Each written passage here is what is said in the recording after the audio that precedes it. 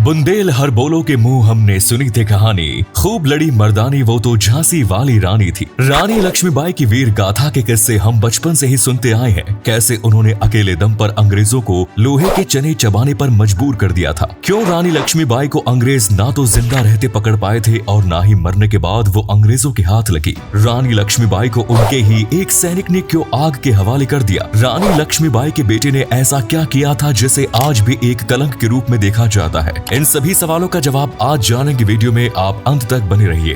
रानी लक्ष्मीबाई का जन्म 19 नवंबर सन 1928 को वाराणसी शहर में हुआ। जब वो 4 साल की थी तभी उनके सिर पर से माँ का साया उठ गया। बचपन में उनका नाम मणिकर्णिका रखा गया, लेकिन सभी लोग उन्हें मनु कहकर बुलाया करते थे। उनके पिता एक पुत्र चाहते थे जो उनके वंश को आगे बढ़ा सके, लेकिन एक पुत्री के जन्म से वो मायूस नहीं हुए। मणिकर्णिका ने बचपन से ही शास्त्र अध्ययन के साथ साथ शस्त्रों का भी अध्ययन किया। वो बहुत कम उम्र में ही युद्ध कौशल में पारंगत हो चुकी थी। बड़े बड़े योद्धा भी मणिकर्णिका के आगे घुटने टेक दिया करते थे। 14 वर्ष की उम्र में मणिकर्णिका का विवाह झांसी के राजा गंगाधर राव नेवालकर के साथ कर दिया गया और विवाह के उपरांत उनका नाम रानी लक्ष्मीबाई रखा गया। सन 1851 में रानी लक्ष्मीबाई ने एक पुत्र को जन्म दिया, लेकिन कुछ ही समय में नवजात पुत्र की मौत हो गई। सन 1853 में रानी लक्ष्मीबाई के पति यानी राजा गंगाधर राव का स्वास्थ्य काफी बिगड़ गया और इसीलिए लोगों ने उन्हें एक दत्तक पुत्र गोद लेने की सलाह दी। लक्ष्मीबाई और गंगाधर ने मिलकर एक पुत्र को गोद लिया जिसका नाम दामोदर रखा और पुत्र के नामकरण के बाद राजा गंगाधर राव की मौत हो गई।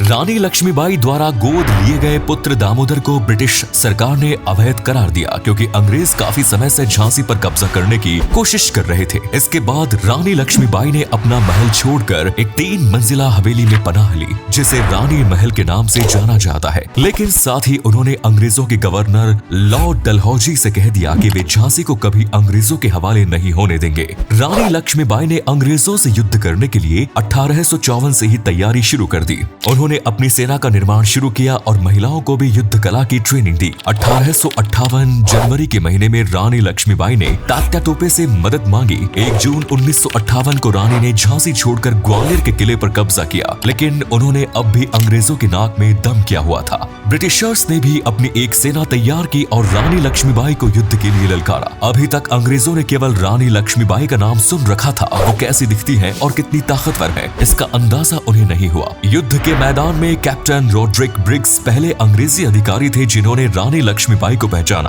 उन्होंने रानी लक्ष्मीबाई का वर्णन करते हुए कहा था कि एक बेहद जोशीली महिला युद्ध में अपनी शौर्यता का प्रदर्शन कर रही थी। घोड़े की लगाम को उन्होंने मुंह से पकड़ा हुआ था और दोनों हाथों में तलवार थी। ऐसी महान वीरांगना उन्होंने पहले कभी नहीं देखी। 18 जून 1958 के दिन रानी लक्ष्मीबाई जब युद्ध कर रही थी तभी एक अंग्रेजी सैनिक ने पीठ पर एक संगीन घोंप दिया। ये एक छोटे भाले जैसा शस्त्र होता है जिससे रानी लक्ष्मीबाई को काफी दर्द हुआ और उनका खून भी बहने लगा, लेकिन तभी वो पीछे मुड़ी और उस सैनिक पर जमकर वार किया। युद्ध में कभी रानी लक्ष्मीबाई का पलड़ा भारी था तो कभी ब्रिटिश आर्मी का। तभी जनरल रोज अपनी सेना लेकर वहां पहुंचे और अंग्रेजों का पलड़ा भारी हो गया। रानी लक्ष्मीबाई का एक एक सैनिक पूरी बहादुरी के साथ लड़ रहा था, लेकिन उन्हें लगने लगा था कि अब अंग्रेजी सैनिकों का सामना करना थोड़ा मुश्किल है और वो किसी सुरक्षित स्थान की तलाश करने लगी। रानी लक्ष्मीबाई ने अपना घोड़ा घुमाया और जाने लगी। तभी अचानक उनके रास्ते में एक झरना आता है। रानी को लगा कि उनका घोड़ा उस झरने को बेहद आसानी से पार कर लेगा, लेकिन घोड़ा झरने के पास जाकर रुक गया। वो एक कदम भी आगे बढ़ने को तैयार नहीं था। तभी राइफल की एक गोली रानी लक्ष्मीबाई को छू गई। उनकी कमर के बाईं तरफ आकर लगी। उन्हें गोली से इतना दर्द हुआ कि एक हाथ की तलवार छूट गई। तभी उनके पीछे एक ब्रिटिश सैनिक आ जाता है और वो रानी के चेहरे पर तलवार से वार करता है।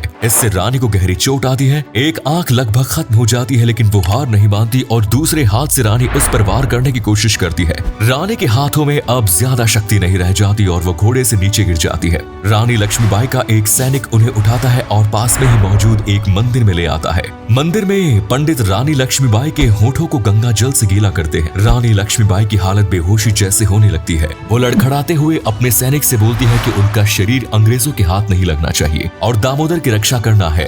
ये कहकर वो दम तोड़ देती है। कुछ सैनिक मिलकर मंदिर के पीछे लकड़ी की टुकड़ियां जमा जमा करते हैं और एक चिता तैयार करते हैं। रानी लक्ष्मीबाई के शरीर को आग के हवाले कर दिया जाता है। कुछ ही देर में ब्रिटिश सेना के सिपाही भी वहां पहुंच जाते हैं और रानी लक्ष्मीबाई को ढूंढने का प्रयास करते हैं। इसी दौरान उनकी नजर एक जलती हुई चिता पर पड़ती है। सैनिक अपने बूट से चिता को बुझाने की कोशिश करते हैं लेकिन कामयाब नहीं हो पाते। तब तक रानी लक्ष्मीबाई का शरीर और हड्डियां राख बन जाते हैं और जीते या मरने के बाद भी इस तरह अंग्रेजी सैनिकों को वो हाथ नहीं आती। बाद में रानी लक्ष्मीबाई के पुत्र दामोदर राव को काफी समय तक अंग्रेजों ने छिपा कर रखा और जब पुत्र थोड़ा बड़ा हो गया तो उसने अंग्रेजों से पेंशन लेना शुरू कर दिया। रानी लक्ष्मीबाई की मौत का बदला लेने के बारे में दामोदर राव ने एक बार भी नहीं सोचा और पूरी जिंदगी पेंशन के सहारे ही व्यतीत कर दी। अंतिम समय में दामोदर को अंग्रेजों ने पेंशन देना भी बंद कर दिया और गरीबी के साथ अपना जीवन गुजारना शुरू किया। दामोदर राव अपनी मां रानी लक्ष्मीबाई से बिल्कुल विपरीत था। आज भी रानी लक्ष्मीबाई की वीर गाथा के बारे में भावी पीढ़ी को बताया जाता है।